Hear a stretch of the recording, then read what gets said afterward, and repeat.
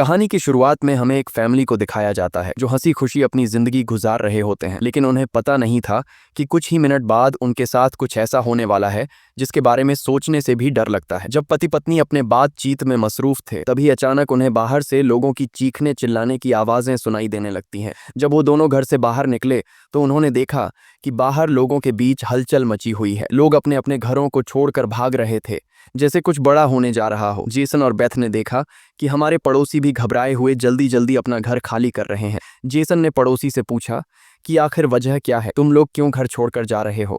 लेकिन वो लोग इतने जल्दी में थे कि उन्होंने जेसन की बात का कोई जवाब नहीं दिया। वहीं उन्होंने देखा कि पड़ोसी का बेटा भी अपना सामान पैक कर रहा है। जेसन ने जब उस बच्चे से पूछा कि तुम लोग कहाँ जा रहे हो, तो उस बच्चे ने जवाब दिया कि मेरे पापा का एक दोस्त गवर्नमेंट ऑफिसर है। उन्होंने कहा कि एक बहुत ही जहरीला वायरस फैल चुका है जो एक नॉर्मल इंसान को मॉन्स्टर में बदल देता है। लेकिन तभी वहां उस बच्चे की मां आ गई और उसे पकड़कर वहां से ले जाने लगी। जेसन ने उससे पूछा कि आखिर ये बच्चा किस वायरस की बात कर रहा है, जिस पर इस बच्चे की मां ने कहा कि अभी बताने का वक्त नहीं है, अपनी वाइफ और बेटी को लो और इस शहर से जितना हो सके दूर निकल जाओ। ये सुनकर जेसन और बेथ बहुत ज्यादा घबरा गए। उसके बाद जेसन बिना सोचे समझे अपनी फैमिली को गाड़ी में बिठाकर शहर से बाहर ले जाने लगता है। मगर रास्ते में उन्होंने देखा कि जो पड़ोसी भाग रहे थे वो वापस लौट रहे हैं। ये देखकर उन्हें और भी अजीब लगने लगा। आगे जाकर ये लोग ट्रैफिक में फंस जाते हैं। जब जेसन और उसकी फैमिली गाड़ी से बाहर उतरे तो उन्होंने देखा कि शहर से बाहर निकलने वाला अकेला रास्ता पुलिस ने बंद कर दिया है। आसमान में यहाँ वहाँ हेलीकॉप्टर्स पहरा देने लगे। लोगों को बताया जाने लगा कि शहर में एक जहरीला वायरस फैल गया है और तुम लोगों को जल्दी से घर वापस लौटना चाहिए। ये बात सुनकर जेसन को कुछ अजीब लगा कि जब शहर में वायरस फैल गया है तो लोगों को शहर से बाहर निकालने के बजाय उन्हें शहर में ही क्यों रहने को कहा जा रहा है। तभी अचानक पास की पहाड़ से एक बड़ा सा पत्थर उनके कार पर आ गिरा। ये देखकर वो लोग बहुत ज्यादा घबरा गए। पहाड़ हिलने लगा। तभी उस पहाड़ के पीछे से 2 मिलिट्री के फाइटर जेट्स निकलकर शहर की तरफ बढ़े। 2 फाइटर जेट्स पूरे शहर पर बमों की बारिश करने लगे, जिससे पूरा शहर राख में बदल गया। जेसन की वाइफ बेथ को फौरन समझ आ गया कि अगर वो पुलिस की बात मानकर घर लौट जाते तो उनका अंजाम बहुत बुरा होने वाला था। उसके बाद वो फाइटर जेट्स सड़क पर मौजूद लोगों की तरफ बढ़ने लगे। ये देखकर सभी लोगों में हलचल मच गई। अब सबको समझ आया कि गवर्नमेंट उन्हें मारना चाहती है। सभी अपनी जान बचाने के लिए यहाँ वहाँ भागने लगे। पर जेसन और बेथ को समझ आया कि वो कहीं भी भाग लें, वो फाइटर जेट्स उन्हें मारकर ही रहेंगे। तभी बेथ ने पीछे मुड़कर पहाड़ पर एक स्कूल देखा और उसे लगा कि बचने के लिए वो जगह बेहतर रहेगी। जिसके बाद जेसन, बेथ और जोई को लेकर स्कूल की तरफ पहाड़ पर चढ़ने लगे। पीछे ब्रिज पर मौजूद लोगों पर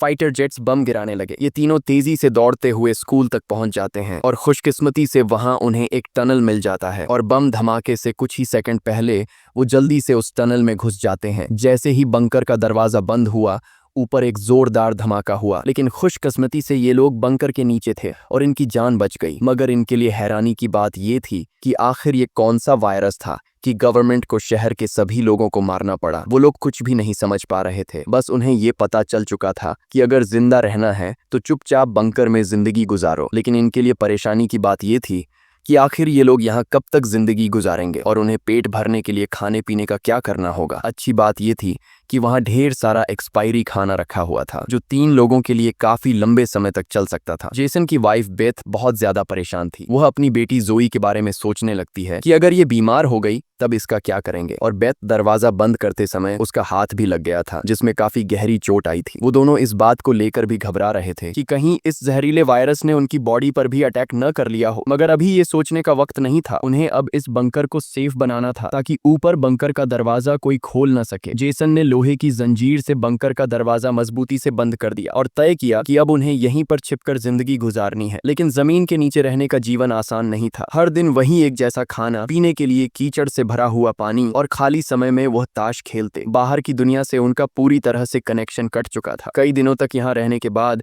वो लोग बहुत ज्यादा इस बंकर में तंग हो चुके थे। लेकिन वो क्या करते? अगर ऊपर जाते तो उनकी जान नहीं बच पाती। इस जीवन ने जेसन के परिवार को मानो इस दुनिया के अंत का एहसास दिलाया। जोई ने अपने पापा से पूछा, पापा हम यहाँ कब तक रहेंगे? जेसन के पास इस बात का कोई जवाब नहीं था। उसने अपनी बेटी से बस यही कहा, जब बाहर वायरस चला जाएगा तभी हम बाहर जाएंगे। वो अपनी बेटी की आंखों पर उंगलियां रखकर बाहर की दुनिया उससे इमेजिन करवाता है। इस तरह से दिन गुजरते गए और फिर महीने। उन्हें नहीं पता था कि बाहर निकलने के इंतजार में उन्हें यहाँ इस बंकर में 300 से भी ज्यादा दिन गुजर चुके हैं। जोई अपनी माँ की बनाई हुई पेरिस्कोप से बाहर की दुनिया को देखती है। बाहर चारों ओर बस तबाही का मंजर नजर आ रहा था, जैसे ये पूरी दुनिया जलकर राख हो गई हो। वहाँ किसी भी इंसान का नामो निशान तक नहीं था। ये सब देखकर उस छोटी बच्ची को लगने लगा कि शायद हम इस दुनिया के आखिरी बचे हुए लोग हैं। माँ ने उसे दिलासा दिया कि तुम ऐसा मत सोचो, शायद तुम्हारे दोस्त भी हमारी तरह कहीं छुपे हुए हों। अब रात हो चुकी थी और डिनर का समय हो चुका था। उनके पास अब खाना भी कम बचा हुआ था, इसीलिए वो तीनों थोड़ा सा खाना खाकर काम चला रहे थे। लेकिन आज जोई की जिद पर उसे पूरा एक कैन का डिब्बा दिया गया। जोई ने जब टिन का डिब्बा खोला तो उसने देखा कि टिन का डिब्बा अंदर से खाली है। इस डिब्बे के पीछे की तरफ एक छोटा सा छेद था, शायद कोई चीज इसमें से खाना चुरा गई थी। बेथ ने सारी बची हुई डिब्बों की जांच की तो पता लगा कि पूरे 12 डिब्बे खाली थे। ये देखकर वो बहुत ज्यादा परेशान हुए, क्योंकि ये तो उनके 2 हफ्तों का राशन था। बेथ ने वेंटिलेशन जाली की तरफ देखा और अंदाजा लगाया कि शायद कोई चूहा अंदर आकर खाना ले गया। बेथ ने कहा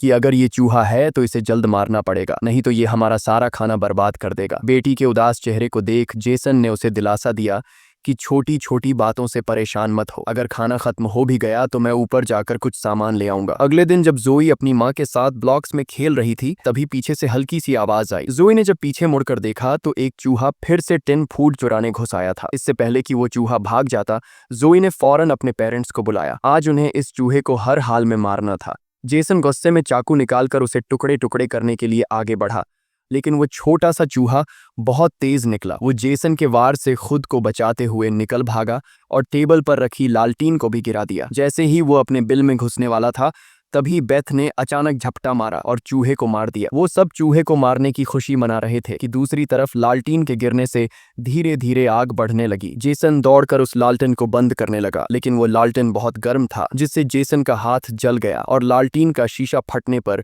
पूरे टेबल में आग लग गई। बेथ ने पर्दा फाड़कर आग बुझाने की कोशिश की। जेसन ने नल से आधी बाल्टी पानी निकालकर उस आग पर डाला। जैसे तैसे करके उन दोनों ने उस आग को बुझा लिया, लेकिन खतरा अभी टला नहीं, बल्कि अब उनके लिए और भी मुश्किल बढ़ने वाली थी, क्योंकि आग तो वो लोग बुझा चुके थे, मगर आग से निकलने वाले धुएं ने पूरे बंकर को धुएं से भर दिया था और वो धुआं धीरे धीरे वेंटिलेशन जाली से ऊपर की तरफ निकल रहा था। ये देखकर वो सब घबरा गए, क्योंकि ये धुआं उनका वहां होने का ठिकाना जाहिर कर रहा था। अब सब लोग सांस रोक कर बैठे थे। जेसन ने कहा कि शायद रात का अंधेरा धुएं को छुपा लेगा और किसी को हमारे ठिकाने के बारे में पता नहीं चल पाएगा। वो तीनों डर के साए में पूरी रात जागते रहे। अगली सुबह उन्होंने खुद के तसल्ली के लिए पेरिस्कोप से बाहर झांक कर देखा तो उनके पैरों तले जमीन खिसक गई। उन्होंने देखा कि बाहर तो पूरा धुएं का गुबार उठा हुआ था। ये देखकर उन लोगों की बेचैनी बढ़ने लगी। उन्हें पूरा यकीन हो गया था कि उनके ठिकाने का राज खुल चुका है। तभी बीत ने कहा कि अगर धुआं उठा है तो उस पास राख भी जमा हुआ होगा, जिसकी जांचबीन करते हुए हमारे ठिकाने का पता चल सकता है। इसीलिए अब हमें राख की सफाई करनी होगी। जिसके बाद पति पत्नी ने बाहर जाकर सफाई करने का फैसला किया। जाने से पहले जेसन ने अपनी बेटी जोए से कहा कि जोए, मुझे प्रॉमिस करो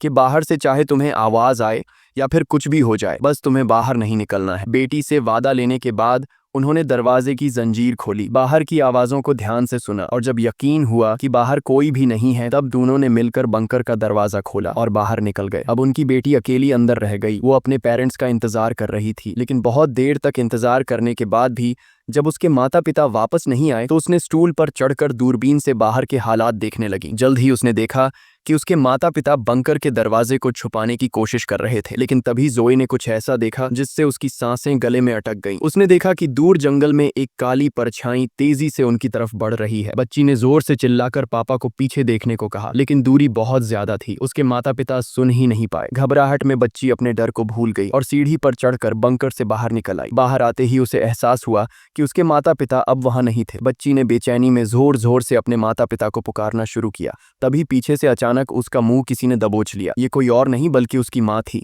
कुछ सेकंड्स बाद एक जंगली हिरण का झुंड तेजी से वहां से गुजरा। हालांकि वो तीनों बाल बाल बचे, लेकिन बीत का डर और ज्यादा बढ़ने लगा। इन हिरणों का इस तरह भागना जरूर किसी खतरनाक चीज से बचने की कोशिश थी।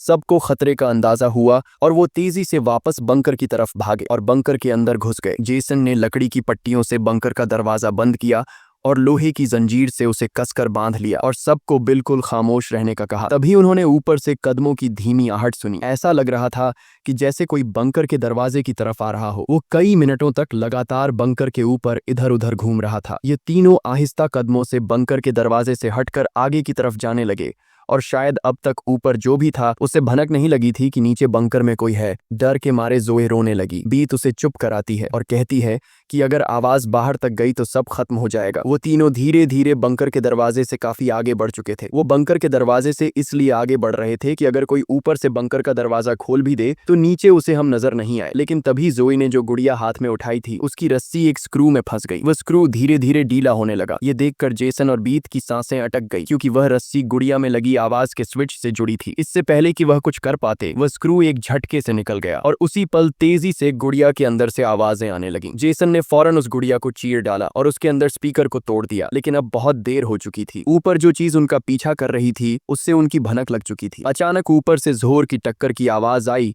और फिर भारी कदमों की गूंज सीधा बंकर के दरवाजे के ऊपर रुक गई। उसने आखिरकार उनका ठिकाना ढूंढ ही लिया और उसे खोलने की कोशिश करने लगा। वह बंकर के ढक्कन को जोर से धकेल रहा था और जंजीरों से बंद होने के बावजूद खतरा साफ महसूस हो रहा था और ऊपर के राक्षस को पता चल चुका था कि जरूर नीचे कोई मौजूद है। हालांकि वह दरवाजा मजबूत जंजीरों से बंद था, लेकिन उस चीज की भयानक ताकत के सामने वह जंजीरें एक एक करके टूटने लगी। यह देखकर जेसन को पता चल चुका था कि दरवाजा अब ज्यादा देर टिक नहीं पाएगा, इसलिए वो तेजी से अंदर भागा और वाटर पंप का पाइप उखाड़ने लगा। यहाँ बेथ ने भी हिम्मत दिखाई और सीढ़ी पर चढ़कर अपने शरीर का वजन इस्तेमाल करते हुए चैन को खींचकर दरवाजा बंद रखने की कोशिश करने लगी, लेकिन फिर भी लोहे का ढक्कन धीरे धीरे खुलने लगा। तभी उसी वक्त दरवाजे के ऊपर एक काला साया नजर आया, जिसकी आंखें एक बल्ब जैसी चमक रही थीं, जैसे उन तीनों की मौत ऊपर से उनको देख रही हो। जेसन ने बिना सोचे पाइप से उस पर हमला कर दिया, जिससे वो पीछे गिर पड़ा। जेसन ने जल्दी से वो पाइप दरवाजे में फंसाकर दरवाजे को बंद कर दिया और वो चीज वहां से भाग जाती है, लेकिन जेसन का शरीर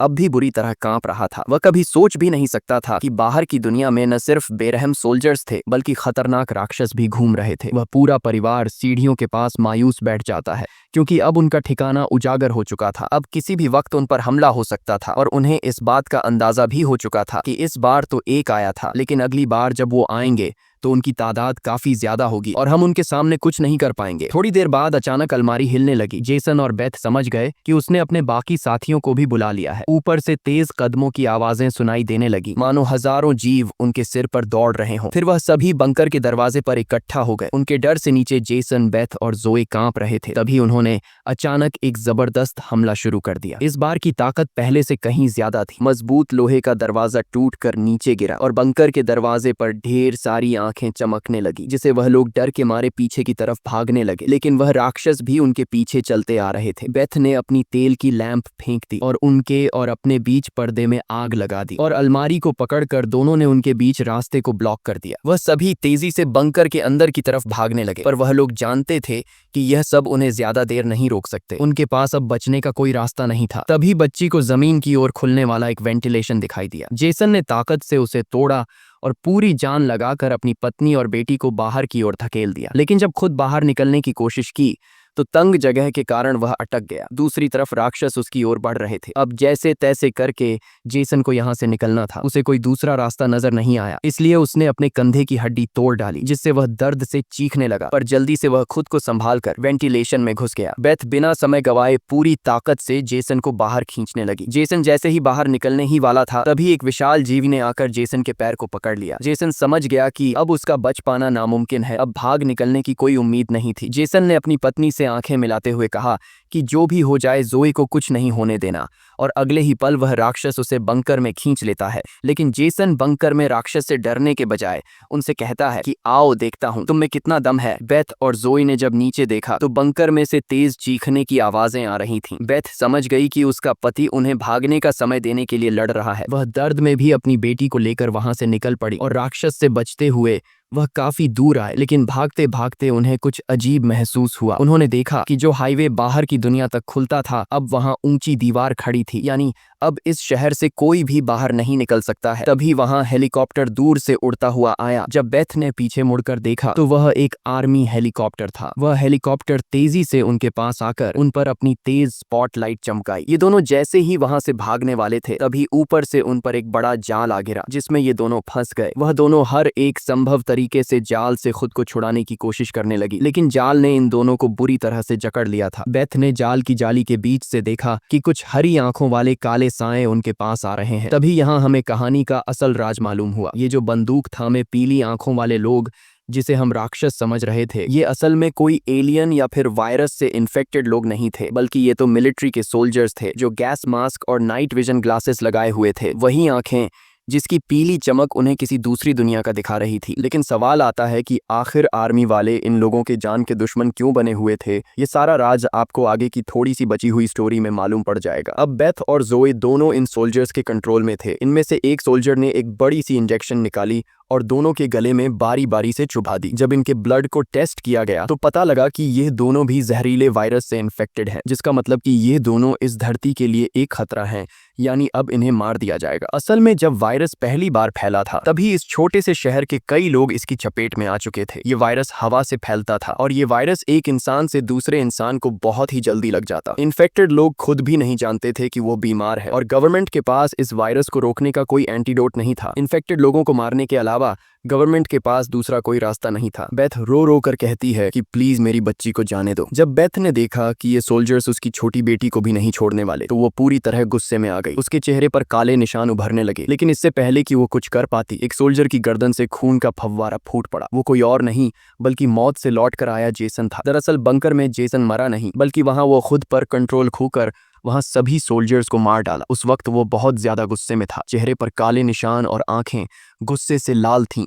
और उसके जिस्म की ताकत कई गुना बढ़ चुकी थी और साफ दिख रहा था कि वो अब पहले वाला जेसन नहीं बल्कि वह एक अलग रूप में दिखाई दे रहा था। वो सोल्जर्स पर झपट झपट कर उन्हें मारने लगा, लेकिन वह गर्म हथियारों की गोलियों को नहीं रोक पाया और जमीन पर गिर गया। जब वो सोल्जर बेथ और जोई की तरफ बढ़े तो वह दोनों जाल तोड़कर भाग चुकी थीं। सोल्जर्स उन्हें यहाँ वहां ढूंढने लगे, लेकिन उन्हें ये अंदाजा नहीं था कि बेथ भी एक राक्षसी रूप में बदल चुकी थी। उसने जोई को एक कार के अंदर छुपा दिया और खुद उन सोल्जर्स से लड़ने लगी। उसने कई सोल्जर्स को मार गिराया और फिर खुद भी गोली लगने से कार की छत पर गिर पड़ी। अंधेरे में छुपी उसकी बेटी ने यह सब देख लिया। अपने माता पिता की हालत देखकर वह भी गुस्से में आकर अपना आपा खो बैठी। एक छलांग में उसने एक सोल्जर को गिराकर उसका मास्क तोड़ दिया और उसे मारने ही वाली थी कि बेथ ने समय रहते उसे रोक दिया। वो नहीं चाहती थी कि उसकी बेटी भी एक दरिंदा बन जाए। बेथ ने उसे शांत किया। धीरे धीरे लड़की की नसों की हरियाली गायब हो गई और वो फिर से इंसान में बदल गई। लेकिन सोल्जर की किस्मत इतनी अच्छी नहीं थी। उसका सेफ्टी मास्क टूट चुका था और वो धीरे धीरे वायरस से इन्फेक्टेड हो गया। दूसरी तरफ जेसन की हालत बहुत गंभीर थी। उसने बेटी के चेहरे को देखकर अपने हाथ की 2 उंगलियां उसकी आंखों से फेरी और जेसन ने हमेशा के लिए आंखें बंद कर ली। उसी वक्त एक और हेलीकॉप्टर आ गया। बेथ अपनी बेटी को लेकर भागी। कबाड़ के ढेर से गुजरते हुए वो एक सुरंग में घुस गए। तभी वहां एक रोशनी उनकी आंखों पर पड़ी। देखने पर पता चला कि सामने वही पड़ोस का छोटा लड़का था जिसे हमने कहानी की शुरुआत में देखा था। फिर ये दोनों उसके पीछे चल पड़े। वो लड़का उन्हें एक गुफा जैसी टनल में ले पहुंचा जहां उस लड़के के माता पिता और भी कई सारे लोग छुपे हुए थे। असल में वहां उनके जैसे ही वायरस से इन्फेक्टेड लोग थे। जिंदा रहने के लिए वो सभी अंधेरे में चूहे जैसी जिंदगी गुजारने पर मजबूर थे। ये वायरस खतरनाक जरूर था लेकिन जानलेवा नहीं। ये वायरस इन्फेक्टेड इंसान के जिस्म पर तब ज्यादा जोर करता जब वो डर जाता या फिर गुस्से पर काबू नहीं रख पाता। लेकिन असल में उन लोगों ने खुद पर काबू पाना सीख लिया था। वो लोग शहर के सोल्जर्स को राक्षस समझते थे, लेकिन असल में वो खुद राक्षस थे। इसी के साथ ये कहानी खत्म हो जाती है।